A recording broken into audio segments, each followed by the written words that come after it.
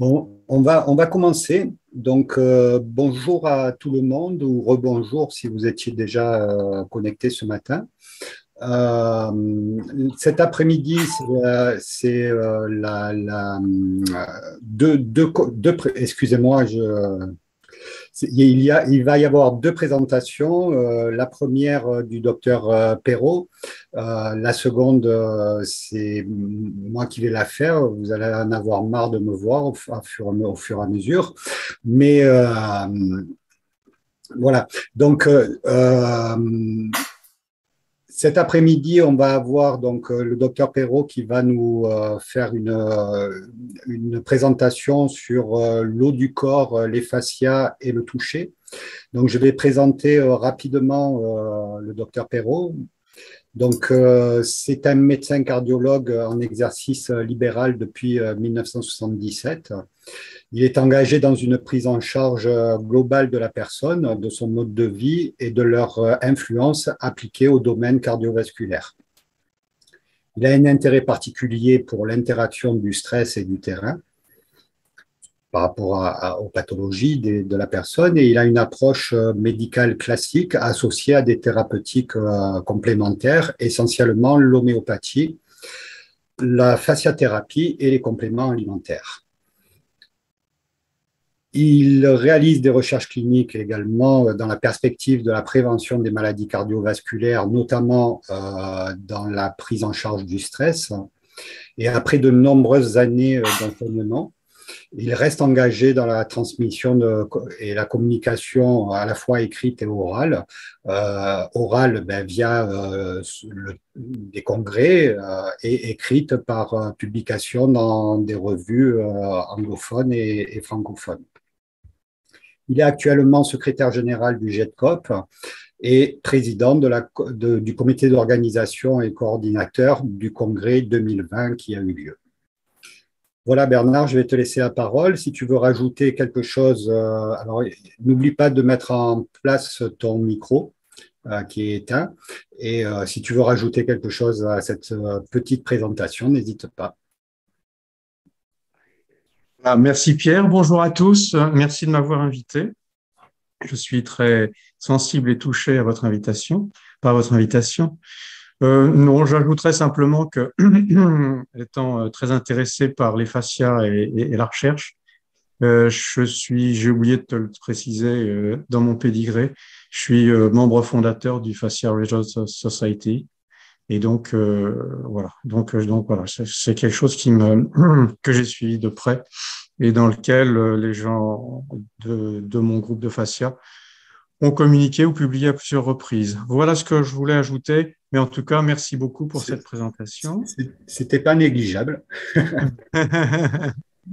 Voilà. Donc, je vais vous proposer mon PowerPoint. Et puis, donc, effectivement, l'objectif initial, c'était de regarder un petit peu le corps à travers et l'approche du corps, l'approche manuelle du corps à travers le secteur liquidien ou fluidique, je dirais, du corps, puisque une des choses qui m'intéresse aussi beaucoup depuis toutes ces années, c'est l'approche architecturale de la tenségrité, et de la biotenségrité en particulier. Et qu'effectivement, je dirais, la structure hydrique du corps joue un rôle considérable dans cette approche architecturale. Voilà. Donc, je vais défiler donc mes diapositives. J'espère que, bon, pour l'instant, tout va bien. Je vais déplacer, si je peux, je vais déplacer la colonne. Oui, voilà. De façon à voir la totalité. Donc, voilà, ça c'est la première diapositive. Donc, je vous accueille dans le milieu liquidien avec un charmant sourire de Mérou et je vous propose tout de suite un petit récapitulatif avec des chiffres.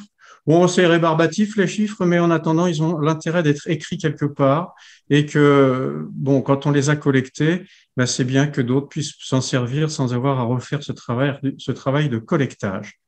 Donc, la toute première chose, c'est que l'eau est le composant majeur du corps humain et que l'eau totale représente à peu près 60% du poids du corps. Donc, vous avez les équivalents en litres chez un adulte de 70 kilos, et où on voit que cette loi, la loi des 60-40-20 est facile à mémoriser. 60% d'eau totale, 40% d'eau intracellulaire et 20% d'eau extracellulaire. Ça représente quand même pas mal de volume.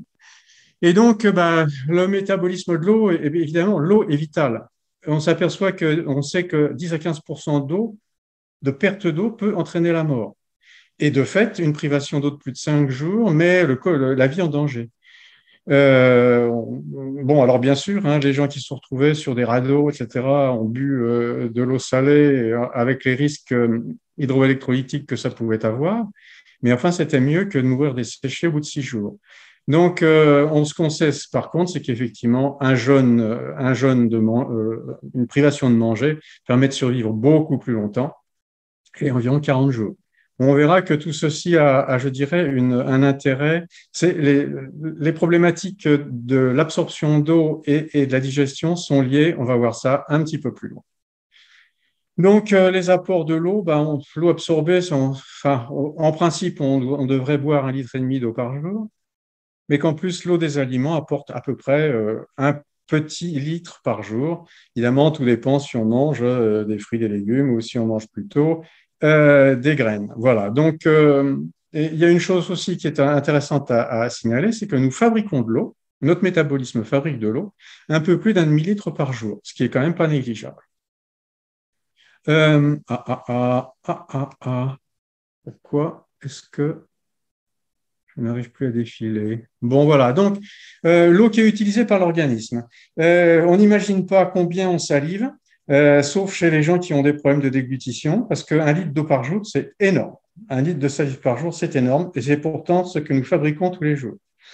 Ne parlons pas du sucre gastrique qui dépasse de 2,5 litres. Et alors, la bile, 1 demi-litre. Bon, quand les gens ont eu de la chirurgie des voies biliaires et qu'il y a des fuites de bile, on se rend compte qu'1 demi-litre de bile par jour qui se répand à l'intérieur de la cavité abdominale, ça pose des gros problèmes. Bon, bien sûr, le sucre pancréatique, c'est beaucoup aussi. Quant aux sécrétions intestinales, c'est 3 litres par jour. Alors, heureusement, dans ces 3 litres-là, il en est beaucoup qui est résorbé, puisque finalement, et si on avait vraiment 3 litres d'eau dans les selles, on aurait une diarrhée permanente, on serait probablement des canards. Voilà, donc le métabolisme, alors l'eau rejetée, comme on le voit, on respire et effectivement, on fait de la buée quand il ne fait pas chaud, mais on s'aperçoit qu'effectivement, on expire 1 demi-litre d'eau par jour par juste l'expiration. Bon, perspiration, transpiration, presque 1 litre. Bien sûr, ça dépend des conditions thermiques, hein, c'est évident. J'ai des collègues qui ont fait des remplacements de radiologie à Abu Dhabi ou dans les Émirats, à l'époque où il n'y avait pas d'air climatisé. On leur recommandait de boire 5 litres d'eau par jour, et à 5 litres d'eau par jour, ils arrivaient quand même à faire des calculs rénaux. Donc, les urines, c'est 1,5 litre par jour. Et dans les selles, nous voyons qu'effectivement, sur les 3 litres de sucs intestinaux sécrétés, il n'en reste plus que 0,1 litre dans les selles pour avoir des selles correctes. Voilà. Donc, le vrai problème de l'eau dans le corps humain, c'est qu'il n'y a pas de stockage. Et donc, la nécessité impérative d'une régulation au petit poil, hein, et au jour le jour, bien entendu. Voilà. Alors maintenant, si on regarde comment se repartit l'eau dans le corps humain, c'est quand même intéressant parce que ce corps-là, on l'a sous les doigts et sous les mains. C'est 50% de l'eau totale du corps est dans les muscles, 20% dans la peau, hein, si on n'imagine pas, hein, surtout pour les gens qui ont la peau sèche, qui ont surtout l'épiderme sec, parce que la peau, c'est un peu plus épais que ça, et effectivement, le derme est très hydraté, et puis 10% de l'eau dans le sang. Donc, voilà, et le reste se répartit entre les différents organes. Mais enfin, on voit que pour l'essentiel, 80%, c'est muscles, peau et sang.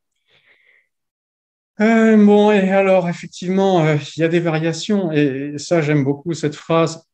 J'ai cherché un peu dans tous les coins, je ne sais pas de qui elle est, mais bon, on la répète à l'envi et je la répète moi aussi. La vie est une longue déshydratation parce que le nourrisson, c'est 75% d'eau. Hein. Je dirais, j'avais envie de dire, c'est pas très très loin de la méduse.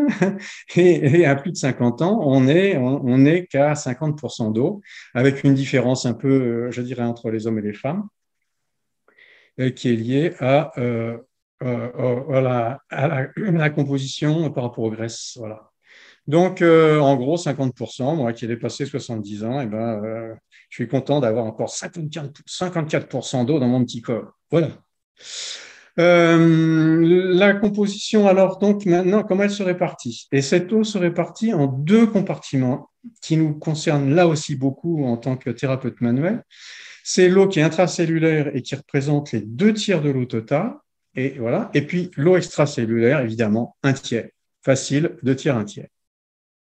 Dans un compartiment intracellulaire, on peut dire que c'est un compartiment fermé. C'est intracellulaire, c'est à l'intérieur de la membrane des cellules. Et donc, théoriquement, ça ne sort pas des cellules, ça ne sort pas ou à peine des cellules vers le milieu interstitiel. Le volume est constant et ce liquide représente quand même 75 à 90% de l'eau totale du corps. Donc, on voit bien que le liquide extracellulaire, par différence, c'est probablement pas grand-chose, mais c'est là aussi ce sur quoi nous allons pouvoir agir. Le compartiment extracellulaire, à l'opposé de l'intracellulaire, il est ouvert, bien sûr, il est de volume variable par définition, puisqu'il y a des échanges permanents avec le milieu extérieur.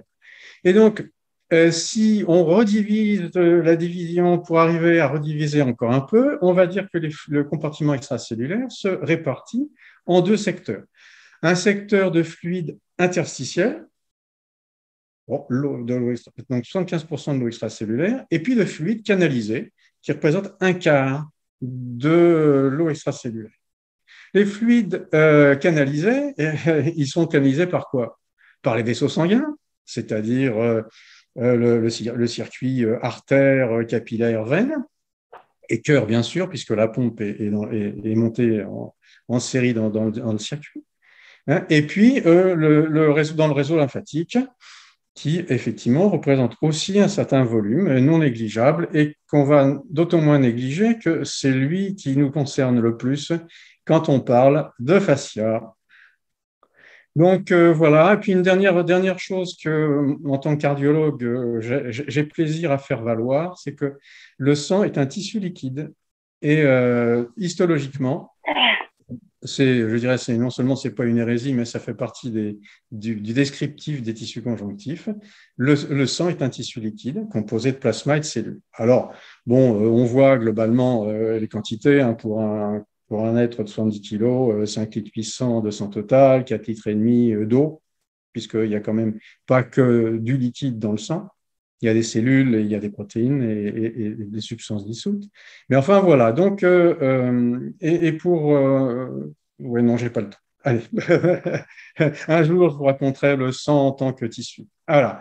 Bon, et puis la lymphe, donc, elle représente 1 litre quand même. Hein, c'est à soit 2% de l'eau corporelle. Et c'est sûr que les gens qui ont des problèmes lymphatiques, qu'ils aient eu un curage ganglionnaire ou qu'ils aient des problématiques constitutionnelles de déficit de canaux lymphatiques, ils se rendent compte que la lymphe, c'est vraiment très important. Et c'est comme toujours pareil, ce qui nous pose pas de problème, même si c'est important, on s'en rend pas toujours compte. Et dès que ça pose des problèmes, oh là là, qu'est-ce que c'est embêtant d'avoir cette lymphe qui déborde. Voilà.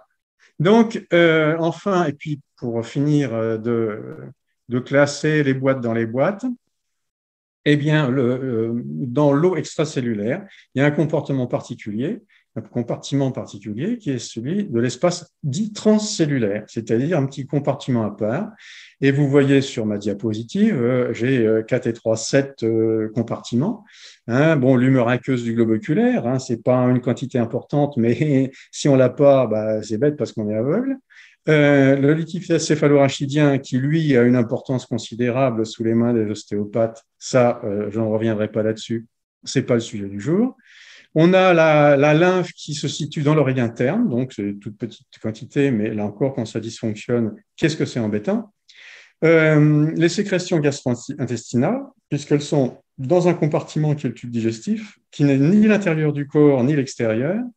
Et puis, les liquides des membranes séreuses, l'intérieur du péricarde et de la plèvre et du péritoine. Alors, on n'a pas l'impression qu'il y a du liquide, mais si, il y en a. pour que les deux feuillets puissent se glisser l'un sur l'autre sans frottement. Donc, voilà, quand il y en a trop, ça s'appelle péricardite, etc. Mais il en faut juste ce qu'il faut. Voilà. Et les échographies modernes ont permis d'observer que finalement, c'était détectable. La lame de liquide, de sérosité entre les deux couches du péricarde, de la plèvre ou du péritoine se voit très bien. Voilà, le liquide synovial articulaire. Et enfin, l'urine dans la vessie, tant qu'elle ne s'est pas vidée. Voilà.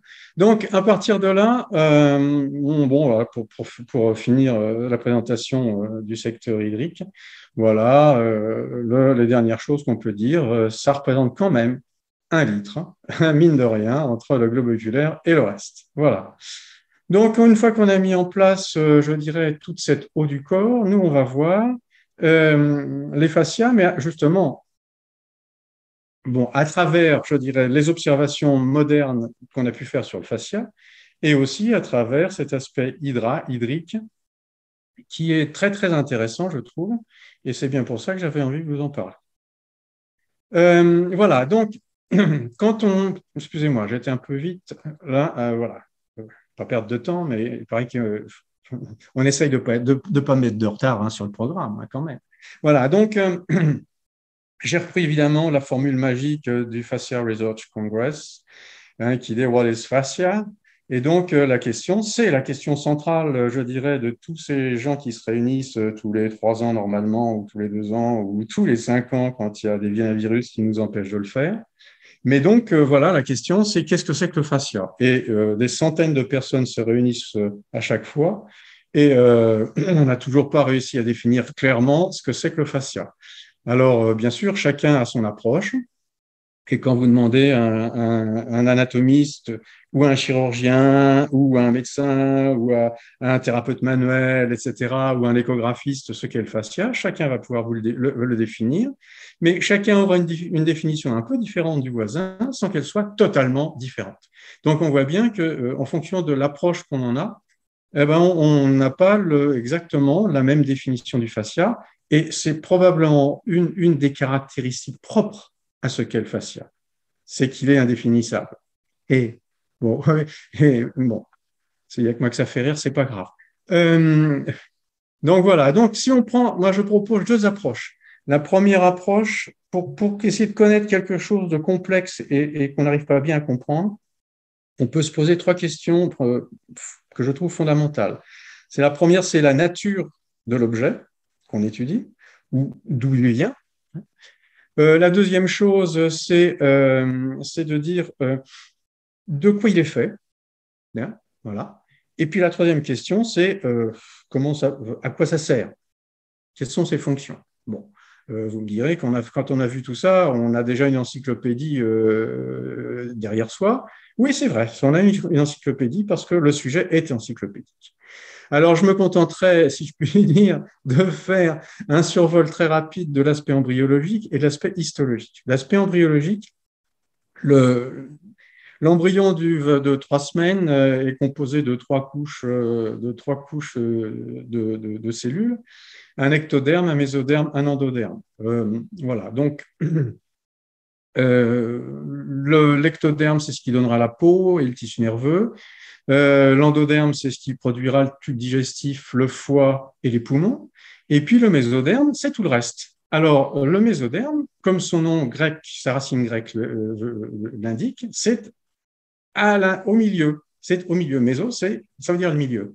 Donc, c'est la couche de cellules qui se trouve au milieu, comme à l'intérieur d'un sandwich. Voilà. Et donc, j'ai pris un sandwich jambon beurre parce que c'est quand même plus sympa, et puis c'est le sandwich parisien par excellence.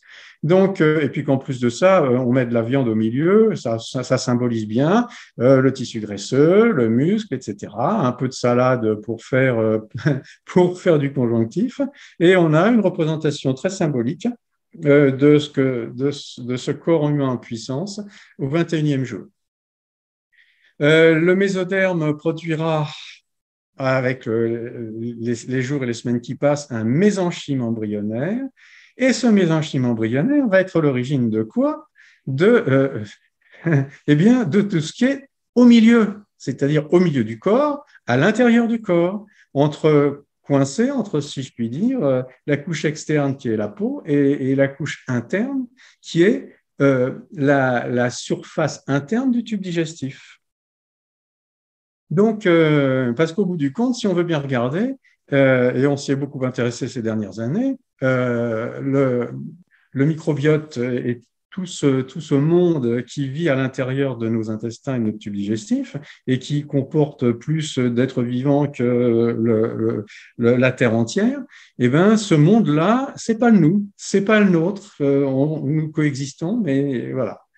Donc, si on dit le mésenchyme embryonnaire, il va donner quoi? Il va donner en haut de nombreux organes, dont, alors, excepté le tube digestif et l'épiderme et les poumons et le foie, il va donner tous les tissus conjonctifs. Et ça, c'est essentiel. Tout tissu conjonctif dérive du mésenchyme embryonnaire, tout comme un grand nombre de tissus. Ce qui fait que ce qui est à l'intérieur du sandwich, là, eh ben, c'est une intrication à travers le développement de l'embryon, hein, une intrication du tissu conjonctif, du futur tissu conjonctif et des organes que ce tissu conjonctif soutient, emballe et interpénètre. Ce qui peut expliquer aussi on a souvent utilisé l'expression de musculofascia, par exemple. Ben oui, parce que c'est tellement intriqué qu'il faut disséquer très profondément pour séparer d'un côté l'organe muscle et de l'autre côté son tissu conjonctif d'accompagnement. On va dire ça comme ça. Voilà. Donc, voilà pour la mise en place embryonnaire. Donc, l'approche histologique. J'ai passé un peu plus de temps là-dessus. Il faut que je fasse attention à ne pas trop manger le temps imparti. Donc, le What is Fascia, l'approche histologique, va nous montrer un certain nombre de choses très, très intéressantes pour des gens qui touchent le corps et ce qu'il y a en dessous de la peau. Donc, voilà. Parmi, je dirais, les consensus auxquels on est arrivé, quand le Fascia Research Congress de 2018 s'est présenté, la présentation synthétique consistait à dire, finalement, on est d'accord pour penser que le fascia est de nature conjonctive. Bon, ça, c'est la première chose. Ça ne veut pas dire que tout tissu conjonctif soit fascia, mais en tout cas, tout fascia est de nature conjonctive. Ça, c'est la première chose. L'autre chose, c'est que ce tissu conjonctif, finalement, on commence à le considérer comme étant la matrice du corps. Alors, ça recoupe un petit peu ce que je disais tout à l'heure à propos de l'embryologie, c'est que tout le tissu conjonctif naît du mésenchyme embryonnaire et les organes se développent à partir de là. Et on voit bien que, ce que j'ai dit tout à l'heure quand je parlais des muscles, on voit bien que voilà, il y a du fascia et donc du conjonctif qui vient recloisonner les faisceaux musculaires et les recloisonner jusqu'à en faire des toutes petites portions, si je puis dire. Donc l'ensemble du tissu conjonctif du corps représente les 2/3 du volume du corps humain. C'est dire si effectivement ça prend de la place.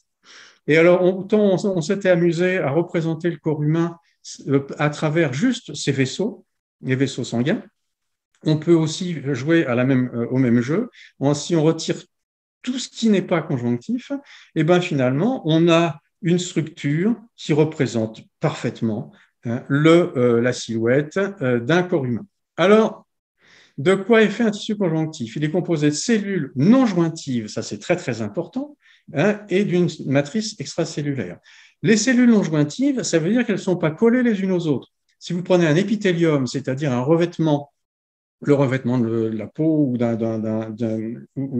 d'une muqueuse, eh bien, ce sont des cellules jointives. Elles se touchent, elles se collent, elles s'accolent, elles s'attachent les unes aux autres et elles forment un continuum cellulaire. Bon, par exemple, moi, en tant que cardiologue, je pense forcément à l'endothélium vasculaire, où effectivement, toutes les cellules sont tellement jointives qu'elles ne laissent absolument aucun espace afin que le sang ne puisse pas entrer en contact avec le tissu conjonctif qui est juste derrière, parce qu'à ce moment-là, il se formerait immédiatement un caillot. Donc, on voit bien la tapisserie continue que représentent les cellules jointives de l'endothélium.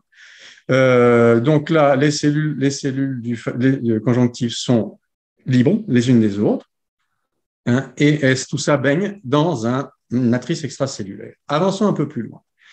Alors, what is fascia du tissu conjonctif? Attention, le tissu conjonctif donc, est composé de cellules non jointives, ça on est d'accord.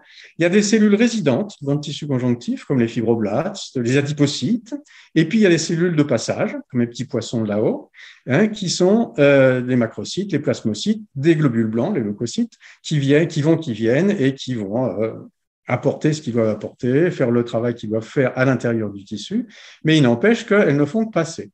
Hein, les fibroblastes sont vraiment les cellules majeures du tissu conjonctif, et il y a une vingtaine d'années, peut-être même 25 ans maintenant, des gens de l'équipe de Robert Schleip ont découvert qu'il y avait des fibroblastes qui étaient matinés, si je puis dire, de cellules contractiles musculaires, les fibromyocytes.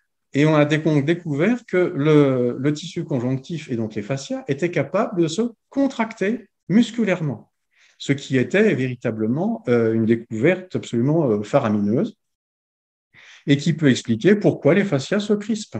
Bon, ça explique en partie en tout cas. Voilà. Ensuite, les fibroblastes, pour revenir à l'embryologie, ils sont les cellules du mésenchyme embryonnaire donnent 5 types de filles, si je puis dire. Les fibroblastes, les chondroblastes qui donneront le cartilage, les ostéoblastes qui donneront les cellules osseuses, l'adipoblaste qui donne les cellules graisseuses, et les myoblastes pour les muscles. Voilà. Chaque myoblaste se transformera en cellules matures de muscles, de tissus graisseux, d'os, etc. Et donc, on voit bien, là aussi, l'unité d'origine des fibroblastes avec toutes ces autres cellules-là qui constituent les tissus. Donc, encore une fois, l'intrication qu'il peut y avoir entre les uns et les autres, entre tissus et tissus conjonctifs, entre organes et tissus conjonctifs. Bon, le tissu conjonctif, j'ai dit tout à l'heure, est composé d'une matrice extracellulaire. Cette matrice extracellulaire, c'est une espèce de soupe, hein, qui est faite de fibres et de substances fondamentales. Alors, les fibres, boum boum. Il y a deux types de fibres, les collagènes et les élastiques. Dans certains textes d'histologie, on en donne d'autres, mais en fait, elles sont rattachées aux fibres collagènes. Donc, on a d'un côté les fibres collagènes qui constituent des câblages solides, hein, inextensibles et solides, et les fibres élastiques qui, au contraire, par définition, sont élastiques, donc sont capables de s'étendre et de retourner à leur longueur d'origine quand on ne tire plus dessus. Voilà. Donc, ensuite, la substance fondamentale, alors dite amorphe, hein, c'est son petit adjectif. Hein. Amorphe, ça ne veut pas dire qu'il ne bouge pas, c'est qu'il n'a pas de forme. Hein.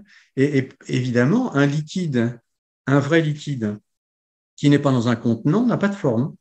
Si on verse de l'eau sur une toile cirée, elle s'étale jusqu'à ce qu'elle n'en puisse plus. Hein, si on veut qu'elle soit regroupée sous une forme, elle doit être dans un contenant. Eh bien, la substance fondamentale, c'est un peu ça.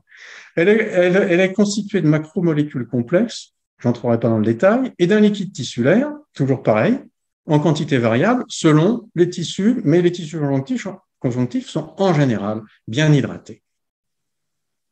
Et donc, à quoi sert cette substance fondamentale? Elle sert de remplissage. C'est elle qui remplit tout le volume, hein, des plusieurs litres, des plusieurs litres qu'on disait tout à l'heure par rapport au volume du tissu conjonctif.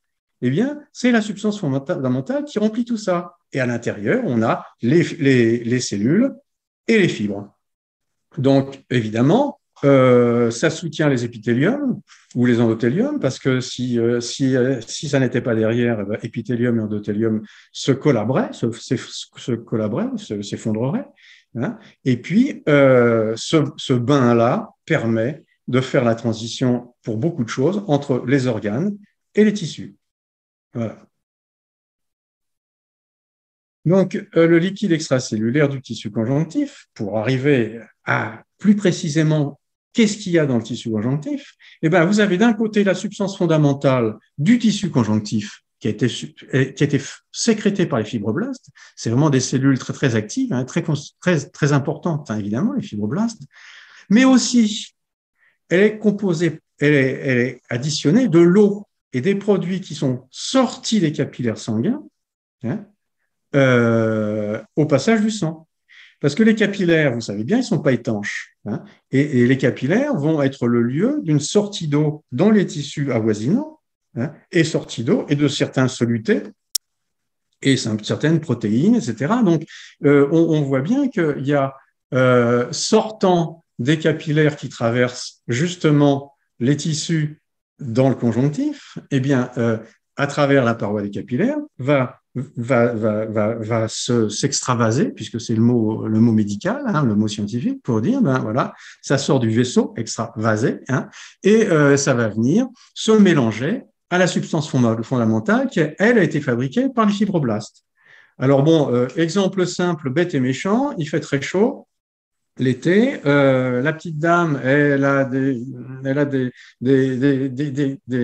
varices et des vaisseaux capillaires un petit peu fatigués. Et ben la petite dame, elle fait des œdèmes des membres inférieurs tous les étés quand il fait trop chaud. Voilà, a fortiori, si le méchant cardiologue leur a prescrit un anticalcique qui augmente la vasodilatation périphérique, elles auront là encore plus des œdèmes des membres inférieurs, c'est-à-dire un liquide extracellulaire trop volumineux, trop rempli, hein, d'eau extravasée par les capillaires. Voilà, globalement, la mise en place je dirais, de l'eau et des fascias, bon, elle est là. Alors maintenant, je vais vous parler de quelque chose qui n'est pas sur, oui, c'est ça, qui n'est pas sur les diapositives, hein, parce que c'est quelque chose, ce sont des précisions après lesquelles je courais, les ayant laissées de côté il y a 3 ans, et que j'ai retrouvées, que je vais vous faire partager, je dirais, sans l'appui des diapositives. Donc, la question qui s'est posée, c'est que l'étude des fascias a toujours été tronquée, pour ne pas dire truquée, si je puis dire, par la façon dont on les abordait. Quand les anatomistes, depuis belle lurette, depuis des siècles et des siècles, hein, ont fait des dissections, bah, ils ont disséqué des corps, mais c'était des corps de personnes mortes, évidemment. Donc, bah, évidemment, mortes depuis combien de temps en plus, donc on ne retrouvait pas forcément tout ce qu'il y a sur le vivant. Ensuite, bah, quand on a approché tout ça, soit on a fait des biopsies, donc on prend des morceaux de tissu qu'on examine au microscope. Là aussi, c'est pareil, le morceau de tissu, ouais, il est plus vivant quand il est sous le microscope, d'autant moins vivant. On l'a souvent découpé en très très fines lamelles pour pouvoir y voir à travers, qu'on a mis des fixateurs, que donc les cellules sont archi-cuites de chez cuit. Donc, au bout du compte, on a examiné les fascias dans des conditions qui n'étaient pas du tout représentatives d'un fascia vivant. Et par chance, la technologie a permis d'en approcher, déjà avec l'échographie. Et les échographies qu'on faisait il y a 50 ans, c'était vraiment, il fallait vraiment avoir les yeux de la foi pour reconnaître ce qu'on voyait. Tandis que maintenant, la technologie a fait des progrès magnifiques et on peut voir effectivement discerner un fascia glisser sur un autre, etc. Enfin bon, donc là, on peut voir, on peut avoir une représentation, c'est-à-dire une image du vivant, grâce à l'échographie ultrasonore. Bon. Mais ça n'était pas suffisant. Alors, bien sûr qu'on a fait des très belles choses, et Carla Stecco en particulier a sorti un livre magnifique. Mais il n'empêche quand même que, voilà, qu'il y a quelque chose qui manque.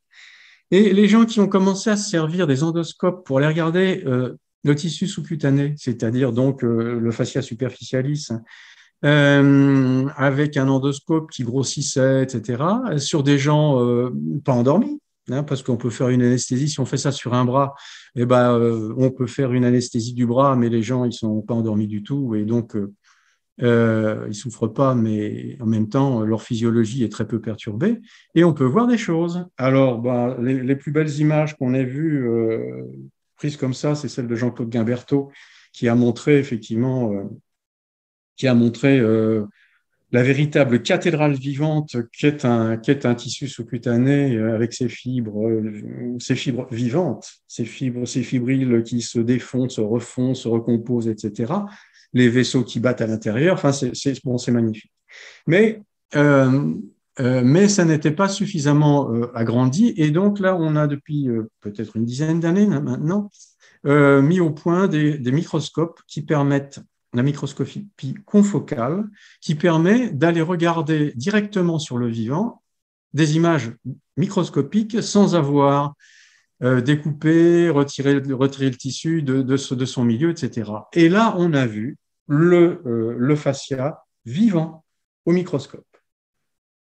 Et donc, on a découvert tout un tas de choses. Et une des dernières publications vraiment très intéressantes sur le plan histologique, c'est celle qui avait été présentée donc en 2018 au Congrès de Berlin, où on voyait effectivement vivre le fascia, vivre le tissu conjonctif, et en particulier voir se déplacer le liquide, c'est-à-dire le liquide extracellulaire du tissu conjonctif, se déplacer spontanément à l'intérieur de la substance fondamentale et d'emmener éventuellement des cellules.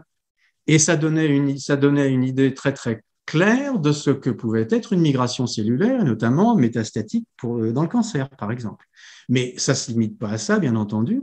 Et au bout du compte, on voyait circuler dans quelque chose qui était je dirais, des canaux non formés, non préformés, hein, comme si, à mesure du besoin de déplacement du liquide extracellulaire et des cellules de ce tissu conjonctif, comme si elle se frayait un passage, elle se formait, je dirais, des néocanaux qui ensuite se résorbaient plus ou moins après leur passage. Donc ça, si vous voulez, ça a été une découverte qui a fait dire, bah voilà, l'interstitium, c'est le nouvel organe, c'est le 80e organe du corps humain.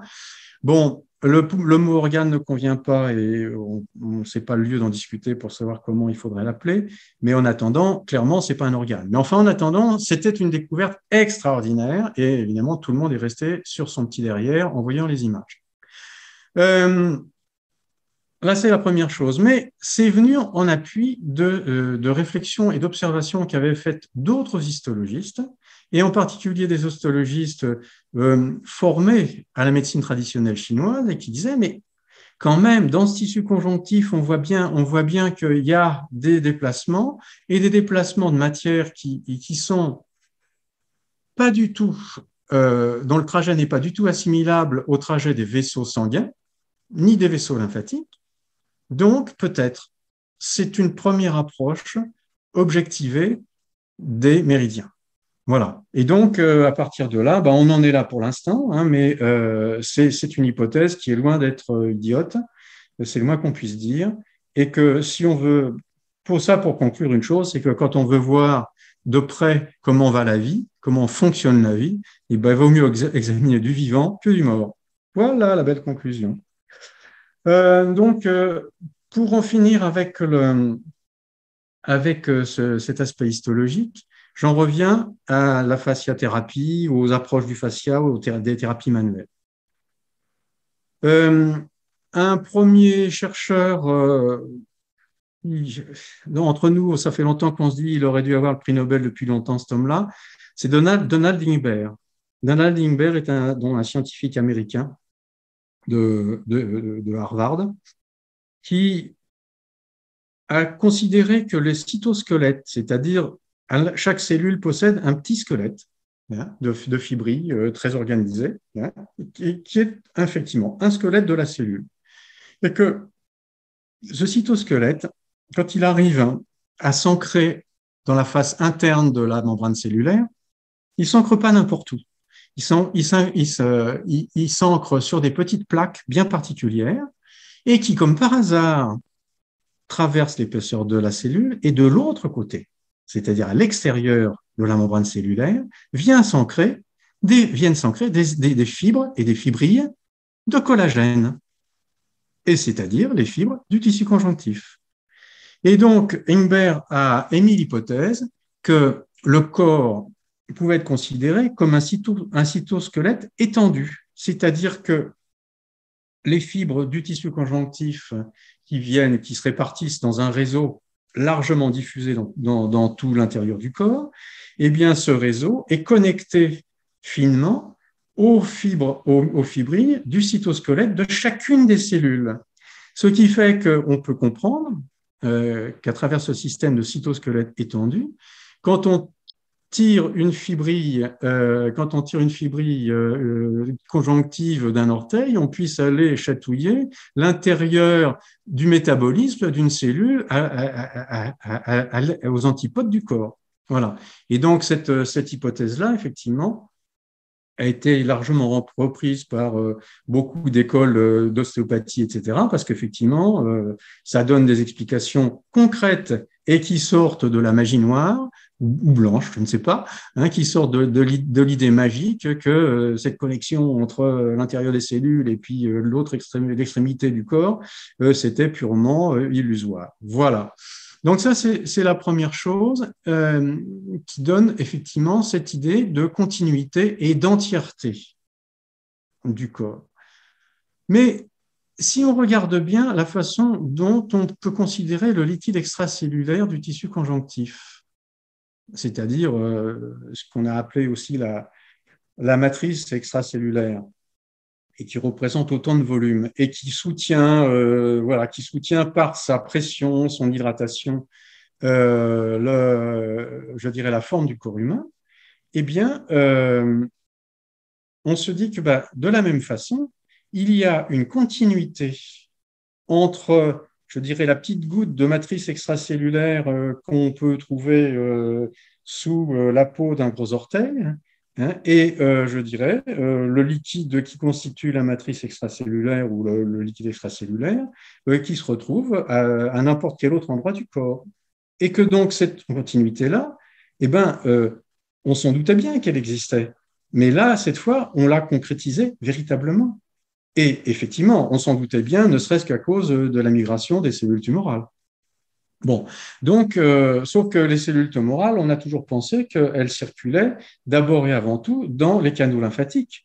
Or, le liquide qui constitue le liquide extracellulaire du tissu conjonctif peut aussi être considéré comme de la proto-lymphe, c'est-à-dire le liquide qui préexiste à la lymphe, qui ensuite va être canalisé dans les canaux lymphatiques. Mais pas seulement. Voilà, il peut y avoir certainement des circulations qui passent sans être canalisées à travers ce lac, cet énorme lac, cette mer intérieure qui est l'ensemble du liquide extracellulaire conjonctif du corps humain. Voilà, donc, alors effectivement, à partir de là, on peut très bien comprendre que quand on pose ses mains sur un corps humain, eh bien, ma foi, on pose ses mains sur cette continuité architecturale et cette continuité fluidique. Voilà.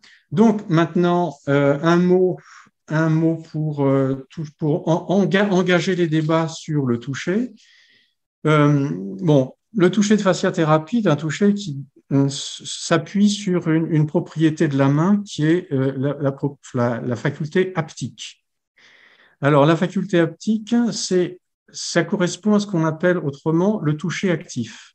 Le toucher passif, on pose ses mains et on attend que ça se passe, ou plus exactement, on essaye de sentir ce qu'on peut sentir sans intervenir, sans agir mécaniquement, j'entends. Et puis, on peut aussi poser ses mains et les faire bouger, etc., et entrer en relation kinétique ou kinesthésique avec ce qui se passe sous la peau, à l'intérieur du corps et notamment dans le tissu conjonctif. Voilà. Et cette relation entre la main qui touche, la main qui agit, la main qui ressent les caractéristiques mécaniques de ce qu'elle fait, de ce qu'elle produit à l'intérieur et de ce qu'elle ressent en retour, ça correspond à cette faculté qu'on appelle haptique. Voilà. Et donc, la main, telle que nous la concevons, notamment dans la méthode Danny Bois, on considère que cette main fait tout ça à la fois, c'est-à-dire qu'elle ressent, qu'elle agit et qu'elle perçoit les conséquences de son action, les intègre et en fonction de cela, agit à nouveau, mais je dirais ajuste son action en temps réel. Voilà. Donc, à partir de là, on a posé, si je puis dire, des éléments concrets, je dirais, et théoriques, mais concrets, hein, du toucher qu'on peut avoir en fasciathérapie selon la méthode d'Annie Bois. Alors, bien entendu, on peut on s'entraîne à ça, à percevoir l'eau. Moi, j'ai oublié de défiler, mais voilà, mais là, ça, c'est ce que j'ai dit. Une mère qui perçoit là. Et on a toujours de l'eau sous les mains, évidemment, parce qu'il n'y a pas de tissu sans eau. Puisque, ouais, il n'y a pas de tissu sans eau. J'ai fait un petit tableau des extrêmes. Même l'ivoire contient 1% d'eau. Les dents, 10%, hein, c'est quand même pas rien. Et puis, on voit bien que le plus hydraté, c'est le cerveau. Alors, voilà. Bon, maintenant, l'image que j'ai bien aimée, c'est celle du nageur. Alors, pour ceux qui ont nagé en club, qui ont fait vraiment, qui ont fréquenté la natation véritablement, on sait bien que on dit souvent que le nageur, il doit sentir l'eau, c'est-à-dire sentir le rapport avec ce substrat qui est l'eau et qui à la fois le porte et ne le porte pas. On sait bien que pour marcher sur l'eau, il faut des aptitudes particulières et très exceptionnelles. Donc, on ne marche pas sur l'eau, on s'appuie sur l'eau, oui, mais on s'enfonce dedans. Et donc, le nageur, il sait sentir l'eau, c'est-à-dire s'appuyer à la fois sur l'eau et en même temps ne pas y couler.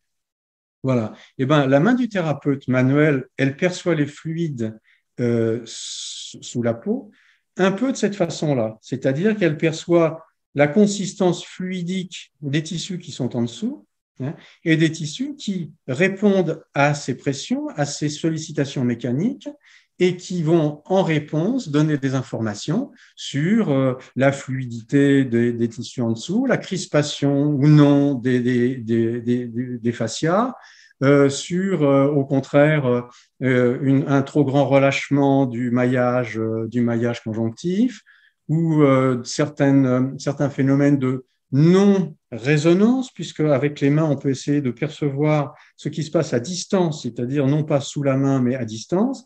Et le bilan de la main que fait la main du fasciathérapeute type de notre méthode, c'est aussi d'essayer de percevoir à distance s'il y a des points d'ancrage, des points d'immobilité, des points d'absence de résonance, un peu comme on va tester une harpe. Voilà.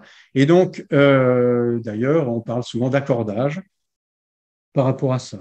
Et donc, pour terminer, la main telle qu'on l'utilise nous est une main qui, à un moment donné, va prendre le courant, hein, c'est-à-dire se laissant entraîner par ces mouvements internes qui sont, on a vu, des mouvements très, très soft et très, très doux, mais perceptibles à la main entraînée, hein, se faire entraîner par ces mouvements jusqu'au moment où ce mouvement s'arrête et où, sous la main qui maintient, je dirais, ce qu'on appelle, nous, le point d'appui, se développe une résolution des tensions surnuméraires, et cette résolution des tensions, on l'aperçoit aussi jusqu'au moment où le mouvement va repartir dans la direction qu'elle doit prendre et que la main suit. Voilà. Alors bien sûr, quand ce mouvement n'est pas suffisamment perceptible et où est arrêté, c'est la main du thérapeute qui va insuffler ce mouvement pour faire bouger les choses et que les choses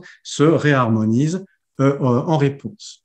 Voilà ce que je pouvais vous dire simplement. Bon, bien sûr que dans la diaporama, il y a quelques bricoles que j'ai pas dites, notamment, bon, quand on sent des artères, eh ben, on sent des artères, on sent une circulation pulsée, c'est-à-dire autre chose que ce qu'on a dans l'interstitium. L'eau de circulation tranquille dans le sang veineux et la lymphe canalisée, on peut le sentir, mais on le sentira différemment. Et enfin, l'eau d'inhibition, c'est justement l'eau de l'interstitium. Et pour conclure, comme le dit notre grand maître à tous qui suivons, je dirais, le groupe de la biotenségrité, donc il dit qu'il n'y a pas d'eau libre dans les tissus. Et sa meilleure illustration, c'est que quand on passe un steak au hachoir, hein, eh ben, il n'y a pas une goutte d'eau qui tombe. Donc l'eau, elle est captée, elle est prisonnière des macromolécules qui la maintiennent et donc cette eau fait l'imbibition des tissus, mais cette eau n'est pas libre pour autant. Et si elle est libre, alors elle est canalisée dans des artères ou des vaisseaux. Donc, voilà ce que je pouvais arriver à vous dire dans ce temps. Et je vous remercie avec le sourire accueillant du Mérou. Je vous dis merci pour votre attention. C'est gentil parce que je me suis remis en vidéo au moment où tu as parlé du Mérou. Oui, là, tu vois. Hein. Mais j'ai levé le Mérou, c'est pour ça. Alors, on va essayer de voir au niveau de la discussion des questions qu'il peut y avoir. Déjà, il y a des questions. Alors, attendez, parce que là, du coup, Hélène, si tu es là, tu peux venir me donner la main. Ouais, pas de souci. Te donner la main. Oui, pardon, t'aider. Tu as la main sur le truc, ouais. Donc, j'aime bien le message de Karine Guillaume. Voilà. Merci. La première question, c'est est-ce que les liquides extracellulaires sont sensibles au son et au champ magnétique dans votre expertise? Oui, bien sûr. Voilà. Le son est une vibration, hein, de toute façon, donc c'est du mécanique. Hein. Donc là, on n'a pas besoin de faire un gros effort pour imaginer que ce liquide puisse être sensible à ça. Bah, quant aux qualités électrostatiques et magnétiques, bah, voilà, tout est polarisé. Une cellule est polarisée alors. Donc ma réponse est oui à tout. D'ailleurs, je ne dis pas oui à tout hein, systématiquement, hein, mais là je dis oui à tout. Dans la substance fondamentale, il y a des ions qui transitent aussi. Ben, bien sûr, bien sûr. Mais une cellule, le cardiologue en parle d'autant plus facilement qu'une cellule est polarisée. On fait des électrocardiogrammes, hein, on enregistre les différences de potentiel entre l'intérieur et l'extérieur des cellules. Donc, il y a forcément des champs magnétiques. Alors, j'ai une autre question. Est-ce que quelqu'un a déjà fait des relations entre lymphe, fascia et méridien? Donc, à part… j'ai pas entendu le premier mot. Entre la lymphe… Ah oui. Les fascias lymphe et fascia. Lymphe et fascia, on parle de la même chose. La lymphe, elle est dans le tissu conjonctif. La protolymphe, qui est cette espèce d'eau extracellulaire chargée de plein de choses, hein, plein de macromolécules, plein de micromolécules, plein d'ions, etc.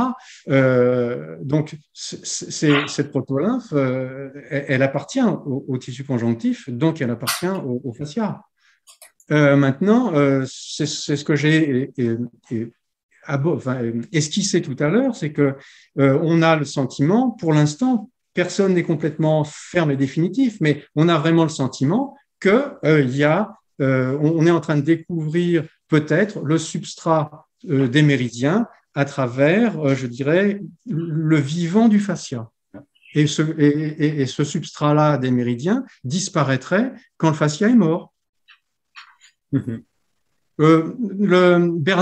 crois qu'il s'appelle Bernas, hein, le gars qui a montré ces images et qui a fait le principal du boulot publié en 2018. Il a raconté au congrès qu'il était allé présenter son film et sa publication dans un congrès de médecine traditionnelle chinoise en Chine. Et il dit, tous les gens étaient très gentils, très attentifs, ils ont bien suivi, ils ont applaudi. Puis dans les couloirs, ils m'ont dit, on est drôlement contents parce que vous savez, hein, nous, on connaît ça depuis 5000 ans. Voilà. Okay. Il y a une question, quelqu'un qui demande s'il n'y aurait pas un lien avec l'aptonomie. Ah bah si. Alors, apto et aptique, c'est la même racine, hein. C'est-à-dire, en fait, c'est quelque chose qui signifie un effort de pression, hein, donc là, de la main, en l'occurrence, hein, c'est sur un contenu, hein, et un retour du contenu sur l'agent agissant et qui va donc moduler son action en fonction du retour. Donc, l'aptonomie, c'est ça. Alors, on aurait pu parler de fasciathérapie manuelle en l'appelant aptonomie, je ne sais pas comment, hein, mais voilà, chacun a déposé son vocable au moment opportun, puis voilà, c'est tout. Mais bien sûr que c'est un rapport complet avec l'aptonomie. D'accord. Vous avez cité des ouvrages et des experts. Est-ce que on pourrait avoir les références parce qu'ils n'étaient pas dans la présentation? Oui, je ne les ai pas mis, hein. Oui, oui, vous les aurez. C'est promis. Ok, moi je les remettrai sur le site alors. De toute façon, le site du SPS. Oui. Oui, ça va. Alors ça, je vous laisserai faire ce travail-là. Mais bon, fondamentalement, cette communication, je vais certainement la redéployer dans un texte moins concis, je dirais, même si j'ai un peu débordé sur le temps qui était prévu, mais bon, j'ai essayé d'apporter de la concision, et donc il y a plein de choses à redéployer, donc j'ai déjà établi une bibliographie qui ne sera pas très difficile à vous communiquer. Voilà. C'est gentil. Est-ce que ça a été scientifiquement prouvé, demande Laure, pourquoi les fascias se crispent? Ils se crispent. Alors, oui, on sait que les fascias, vous savez, c'est pas très compliqué. On fait de la recherche fondamentale avec des fascias du tissu vivant, hein, mais on les fait baigner dans un bain qui est stressant pour le fascia, hein, qui en met un peu d'acide ou qu'on peut mettre un peu de ci ou un peu de ça, et puis on voit ce que devient le fascia. Et puis, les fibres. Alors, vous avez les fibromyoblastes, donc qui sont des fibroblastes ayant une particularité de capacité à se contracter comme une fibre musculaire. La vitesse de contraction est plus lente, mais d'un autre côté, quand vous avez une masse de fibromyoblastes qui se contractent en même temps, même si ça ne va pas vite, ça peut faire fort. Voilà. Donc ça s'observe. C'est pas très difficile, hein. Il suffit d'avoir les moyens techniques pour ça. Ça ne demande pas des prouesses. Et on a effectivement donc pu constater que les fascias, le tissu conjonctif se crispe, que les fibres musculaires se contractent, hein, et que la substance fondamentale change de composition. Alors là, merci d'avoir posé la question parce que c'est un sujet dont je voulais toucher un mot, c'est l'occasion. Ça change de composition sous l'effet d'un certain nombre de stimuli extérieurs qui peuvent être des stimuli nociceptifs. Et alors là, la substance fondamentale, c'est une des choses qui me tiennent particulièrement à cœur, et tellement à cœur que j'allais oublier d'en parler. Elle a une qualité particulière, c'est que, alors on dit la thixotropie, c'est-à-dire qu'elle est faite d'enchaînements de grosses macromolécules. Ces macromolécules peuvent être, je dirais, détachées les unes des autres, et alors la substance fondamentale est un liquide, une solution. Ou bien ces macromolécules se rapprochent, s'enchaînent les unes aux autres, et la même substance devient un gel.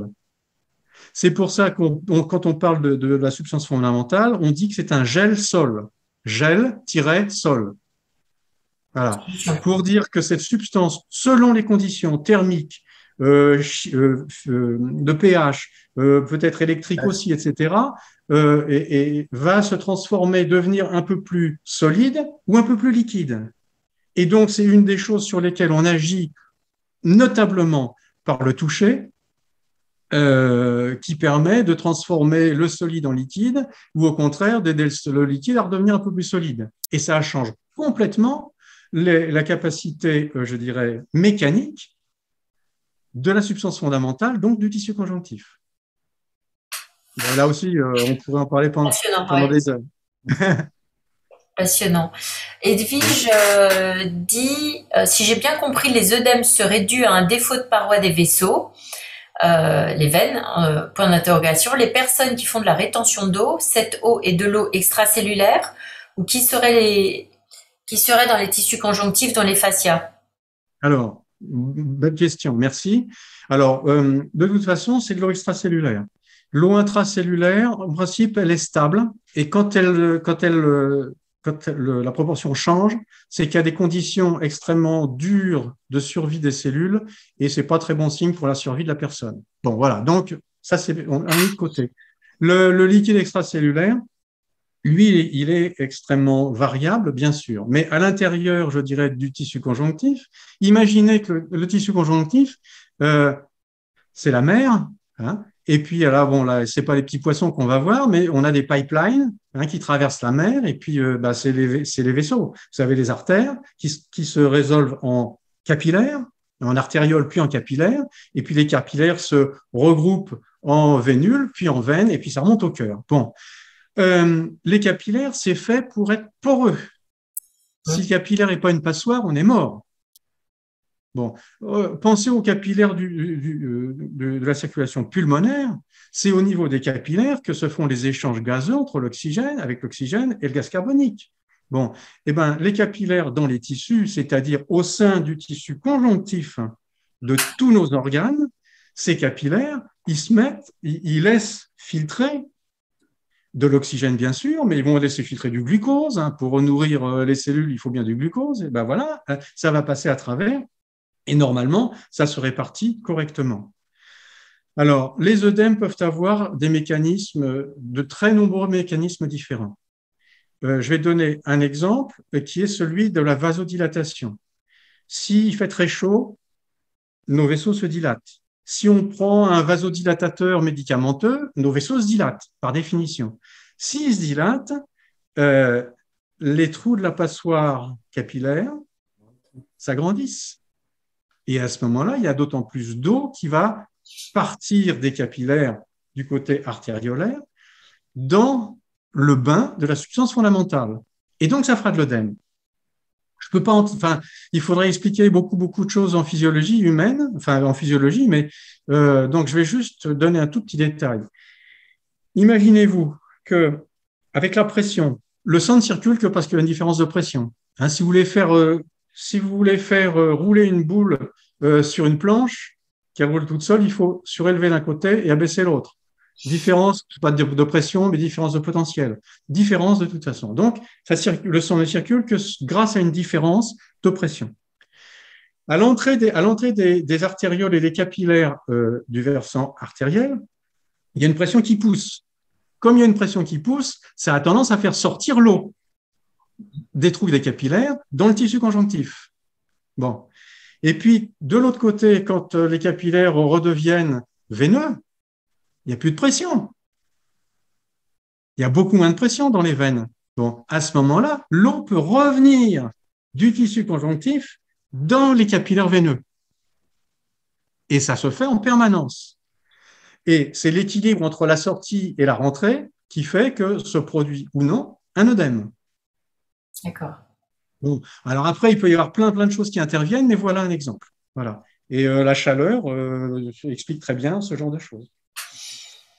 Oui, je ne peux pas aller plus loin parce que sinon, oui, sinon il est déjà 33. Oui. Est-ce qu'on pourra juste avoir dans la bibliographie en plus un livre sur les tissus conjonctifs que vous pourriez nous recommander?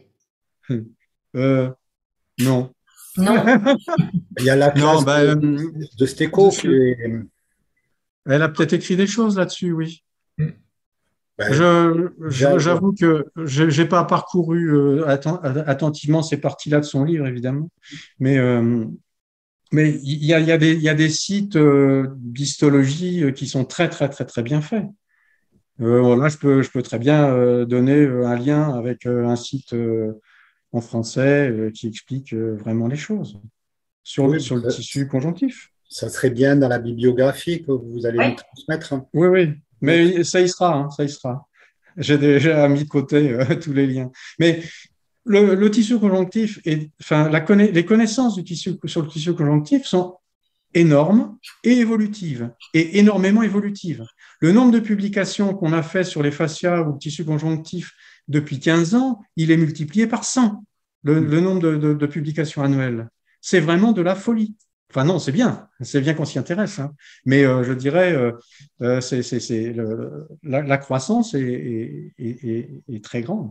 Voilà, je ne peux pas le dire autrement. Donc, qu'est-ce que je vais vous conseiller comme bouquin? Un bouquin, en général, il est à jour des connaissances d'il y a 3 ans, ou d'il y a 2 ans. Enfin, donc, et ça évolue tellement vite que là, on est à l'époque d'Internet. Ok.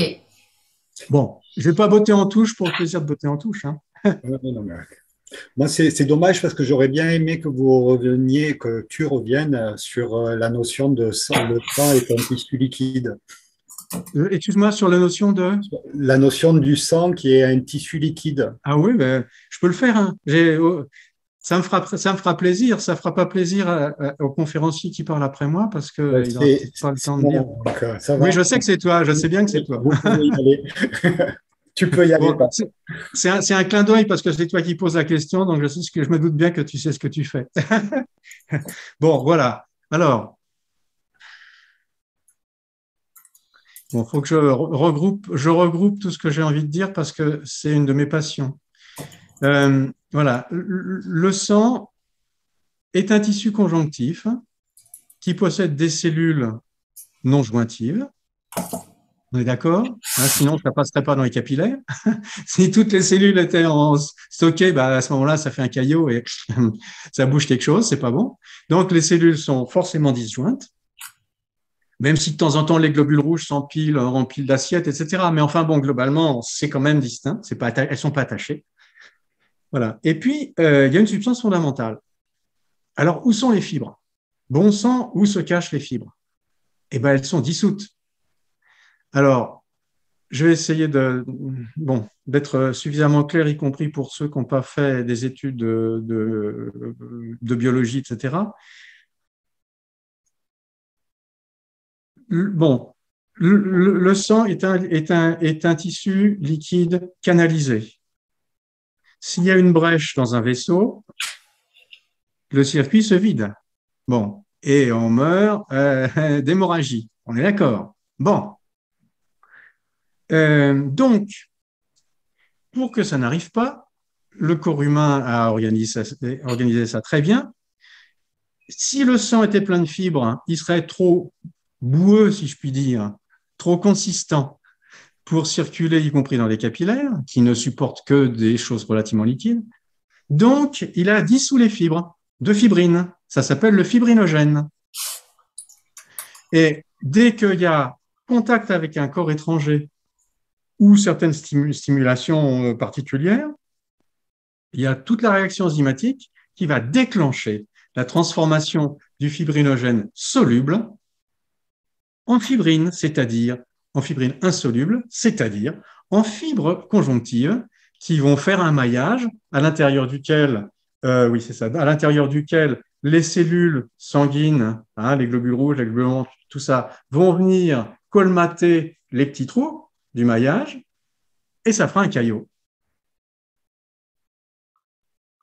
Ok. Voilà. C'est le principe des plaquettes, quoi. Alors, oui, alors les plaquettes sont les morceaux, c'est les morceaux de cellules, les plaquettes, hein. C'est des débris, c'est des miettes de cellules. Et ces miettes de cellules comportent pas mal d'enzymes et de réactifs, hein. Et donc, dès qu'il y a une petite brèche de l'endothélium, c'est pour ça tout à l'heure, j'ai parlé de l'endothélium qui empêchait le sang de voir les tissus conjonctifs. Parce que si l'endothélium se déchire, le sang voit le tissu conjonctif et hop, il fait un caillot, hein. Donc, on imagine assez facilement ce qui se passe. Quand les gens font un accident ischémique transitoire, ce qu'on appelle un AIT pour aller plus vite, bon, ils ont des troubles neurologiques comme s'ils faisaient une hémiplégie, mais ça dure quelques minutes et puis ça disparaît. Bon, ça tient à quoi? Ça tient au fait qu'un amas de plaquettes est venu se former et est venu boucher une petite artère cérébrale. Bon. Mais comme c'est un amas de plaquettes et pas un vrai caillot, l'amas de plaquettes va se dissoudre de soi-même en quelques minutes. Et à partir de là, eh ben, la circulation va se rétablir et il n'y aura pas de lésion grave et définitive dans la zone qui n'a pas été irriguée. Bon, ça, c'est l'AIT. Par contre, si on déclenche un vrai caillot, avec la fibrine, bien comme il faut, là, le vrai caillot, il se dissoudra pas tout seul en quelques minutes. Et on aura un vrai accident vasculaire cérébral ou au niveau des coronaires, un infarctus, enfin ce genre de choses. Voilà. Parce que là, ce n'est pas qu'un amas de plaquettes, c'est quelque chose de plus construit et notamment construit solidement avec le réseau de fibrine qui a fait un filet en quelque sorte, un vrai filet. Ok, merci Bernard. Hélène, est-ce qu'il y a d'autres questions? Non. Non. Ben, Donc, Bernard, merci beaucoup pour cette présentation. Donc, je rappelle que les enregistrements seront